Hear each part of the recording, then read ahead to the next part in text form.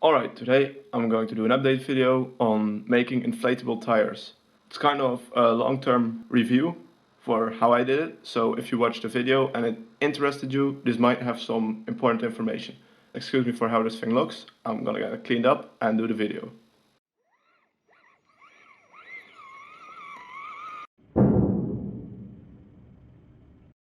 What's up, it's RC Mechanic here, and this is an update video on my method of making air-filled tires. It's basically going to be about some things I found after using them for a while, things I just couldn't know the day I made them, and also the day when I did the video on it. I still think it's worth doing, if it is what you want. It's something different, but there are a few things you want to keep in mind and maybe do different from how I showed you in my second video. Alright, this one here still has the valve type of thing, and it's still holding air, not too much, but that's how I want it, that's okay. However, a few got damaged and one tire in the rear got punctured, so the rear tires have foams again, and also some water in there, I believe. Something you might want to keep in mind is that with bead locks like this, it's kind of difficult to use the wire sheathing as, well, a valve, I guess, because of the back half of this bead lock. It has a round shape and it kind of pushed against the valve and kind of got crunched in there and it got damaged. So on one of the tires that broke off. That's a bit of a problem you want to keep in mind. A fix for that is simply using external beadlock wheels because you basically have a one-piece rim.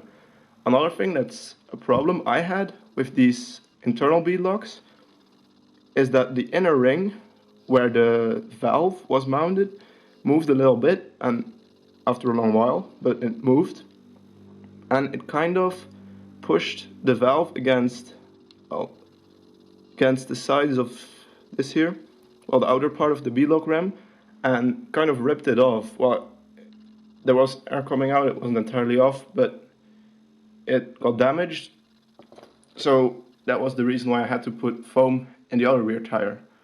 One of the front tires had the same problem, but I just sealed that one up with some CA glue, so that is something you might want to keep in mind.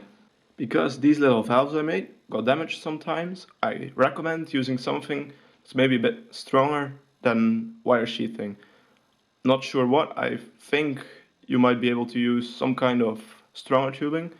However, I don't recommend taking something that's a lot bigger than this because it simply doesn't look to scale. This is already kind of big, sticking out there. Under extreme pressure, the tires did leak a little bit, so sometimes after like a couple of hours I had to reinflate them and that was all good, but it could happen if there's really extreme pressure on them. A solution for that would be sealing it with silicone around the beadlock ring with these wheels, or just around the rim if you have the external type beadlocks. These tires really don't puncture easily, so I don't think puncturing them is a big problem. It's easy to fix also. If it would happen, you could simply use CA glue. Okay, there's one thing you want to keep in mind performance-wise. These tires, air-filled, add flex. Sometimes when I was going down a steep hill, because of the relatively high center of gravity this Jeep has, it rolled over easily because of the added flex. You can counter that by adjusting your shocks or putting on some heavier springs, but just that you know, this adds some tire flex. However, when I was crawling on mainly flat surfaces with just big rocks and boulders and stuff, that worked out great. These tires grip very, very well. So for that, it's really good. But if you're going down a steep hill, or if you're driving on a hill that causes your vehicle to start tilting sideways, this might just be that extra bit of flex that causes it to roll over. So that's something you're gonna have to keep in mind. But I don't think it's a big problem, you can counter it.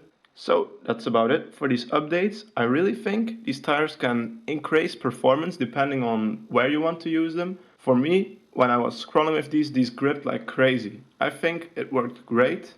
However, after a while there were some problems, so that was kind of what I wanted to show you with this video. I think it's worth it. It's cool, it's something different, because most people that crawl have foams or just sealed beadlocks. I think that's definitely an advantage of this.